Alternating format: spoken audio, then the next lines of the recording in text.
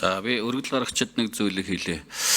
Тэр таны яриан дээр 12 сарын тэмжийг нэг удаа бүнд нь авдаг юм шиг мэрэд байгаа юм. Тийм биш юм билээ шүү. Хамгийн газар санхүүгээс асуухад бол 5 сарын дараа ажилтаа боллоо гэхэд тэгээд тэтгэмжийн зогсдог.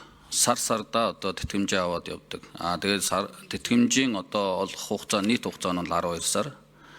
1 сарын дараа ажилд орлоо гэхэд энэ тэтгэмж олгохдохгүй ингээд зогсох. Баг цалин авал зөрүүг нь олох. Ийм байдлаар явдгийн байш шүү. Тэрнээс одоо олон нийтэд ажилд орсон ороогоос хамаарат одоо 12 сараар нь авдаг асуудал бол байхгүй мэнэ гэдгийг нэгт хэлье.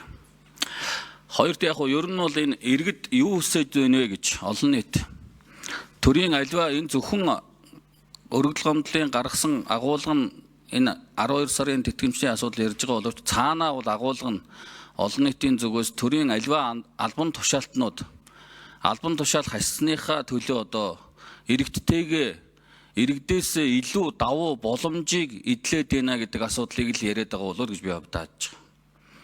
Тэр их хурлын гишүүн байснараа, засгийн газрын гишүүн байснараа, за өөр төрийн өндөр албан тушаалтнууд байхаас яагаад заавал ингэж илүү боломж эдлэх ёстой юм? Одоо энд бид нэр одоо өнгөрсөн хугацаанд олон кейсүүдийг засаад яваад байгаа. Тухайлбал одоо боловсролын зээлийн сан өнгөрсөн хугацаанд бид нар авилгын тухай хууль ялын бодлогыг чангалах хүрээнд төрийн өндөр албан тушаалтнуудын үр хүүхдүүдийг одоо төрөөс олгох одоо тэтгэмж уршуулалт хамруулахыг болиулсан. Энэ бол албан тушаалаа ашиглаж одоо ингэж ийна гэдэг асуудал тухайн үед яригадаад боловсон. За мөн төрийн өндөр албан тушаалтнуудын гэр бүлийг төрийн өндөр албан тушаал эрхлэх асуудлыг хоригдсан, хязгаарласан. Тендерт орох эрхийг хязгаарласан. За саяхан одоо Ганбаатар гишүүний үндсэн хуулийн цэцэд гаргаад байгаа асуудал.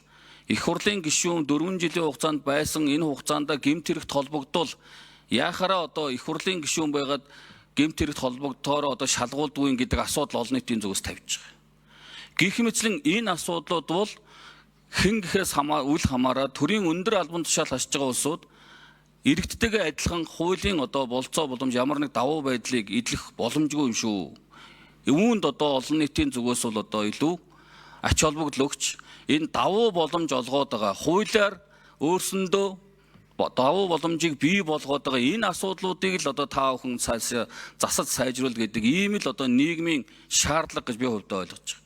Тийм учраас энээс өөр цаашд одоо ахаад өөр ямар одоо төрийн өндөр албан тушаалтнуудад хуулиар олгогдсон давуу боломжууд байна вэ гэдгийг бас их хурлаас өөрөө эргэж харж заавал ингэж нэг иргэдээс гомдол гаргаж 100 мянган гарын үсэг цуглуулж ингэж байдаг биш иргэдийн одоо мэдэх эрхийн хүрээнд хэн нэг давуу байдал бий болгоцсон зүйлүүдэл одоо та бүхэн болооч л гэж иргэд олон нийтийн зүгээс бол одоо тавьж байгаа шаардлага гэж хувьдаа ойлгож. Тийм учраас бид нар бол цаашдаа зөвхөн энэ 12 сарын тэтгэмж гихгүйгээр ер нь бол төрийн өндөр албан тушаалтнууд өөрсөндөө хуулиар олгогдсон энэ бололцоо боломж давуу байдлуудыг арилгах бүгдээрээ үндсэн хуулийн зарчмаар ижил тэгш байх энэ зарчмыг л одоо цаашдаа хаана анхаарч явах ёстой юм байна л гэж би хувьдаа харж байна. Тийм учраас цаашдаа энэ хуульд нийцүүлээд энэ үнэхээр одоо боломж олгочод байгаа энэ асуудлыг бол засаад явах өнөөдрийн энэ одоо хилцүүлгээс ажлын хэсэг гаргаад ингээд одоо явах нь одоо зөвхтэй л гэж ингэж бодож байна.